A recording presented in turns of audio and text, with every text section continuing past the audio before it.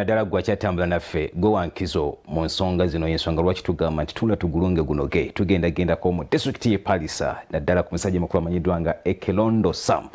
Ono gwe ente gy'olinda okulyako ennyama n'okugiwa ebiwata ebyereere yagamba nti sijja kukoma ku ekyo nja kugirimisa okusobola okulaba nate nga njiggyamu ebintu eby'enjawulo anti keweerimidde kakirambegeraako nafunamu ensimbi mu biki by'abalimye n'ebisolo ebirala birina nateeka tulabe emboozi eyo nga bwetambudde. Abantu bangi balunda ebisolo eby'enjawulo omuli embwa, embuzi, eŋŋamiya, embizzi, obumyu, ente n'ebirala n'ekigendererwa eky'okufunamu ensimbi ebigimusa ennyama, amata wabula ezimu ku nte zikozesebwa mu kulima. Amakanda tugasimbye mu disitulikiti y'e Palisa gye tusanze Ekelondo Sam omulimi akozesa ssente okufuna mu bulimi. Bannayuganda bangi balina ebisolo byabwe ng'ente naye nga tebamanyi gikozesa okulaba nti at least ziba zisobola okulima. Wali olabyeko ente erima etya bantu bameka bagikozesa nkulima. Ono agamba nti basooka kuzitendeka ne zifuna obukugu mu kulima era zibeera bbiri nga kitwala ebbanga.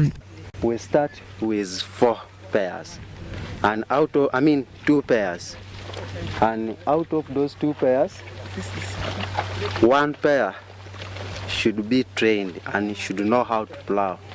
Now the other ones, the small one, they are the ones which you bring and train.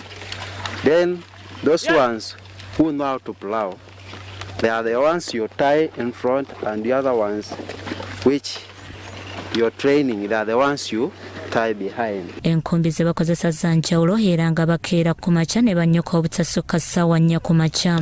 Actually, you'll plow and you also realize that this animal is now tired. Let me release it. But majorly, even we consider time. Like for us this way, we always stop at 10 a.m. there or 9 a.m. So from morning. Like for example, we have Yakamuge.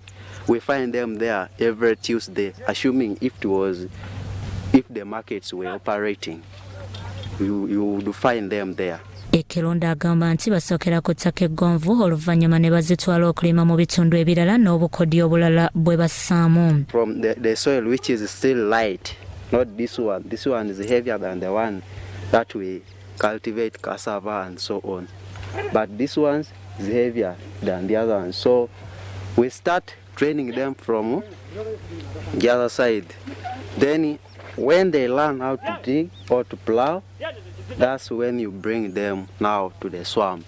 Those are the instructions when you're training them. Like those ones, you can, for example, you can use the word no to tell them to stop and they will stop. Bakozesa nnyo ente ennume era nga baziggyamu emitwalo 7 buli lunaku mu kuzipangisa okubalimira. The cow needs a lot to eat in order to cater for the young one, the calf. So that's why we prefer these ones. And we stopped those ones, they are not used. Those ones, we keep them for majorly milk and for sale. All these gardens, someone may cost you like 70 or 80,000 just to plow it just once. Now when you want to second it, that's now again a different thing. You have again to bargain. Agriculture this way is our backbone. So if you have gardens and you have them, you cannot, maybe if it is your will, but you cannot just look at them. You have to trade them and they help you to provide you energy. Ente bazisibako enjegere emiti n'emigwa n'asaba abalina ente ezirima okuzirabirira obulungi kubanga zibayambako okulima ekiwera ate mu kadde akatono. There is a size whereby you can also right now I can earn a lot of money from that animal. You stop it from plowing.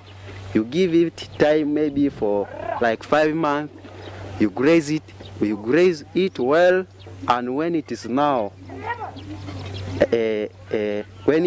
okay, or when you see that it is now having a good market, you take it for sale and you now buy another one again. Bikusakidwa Ragab Crosso TV Omunya.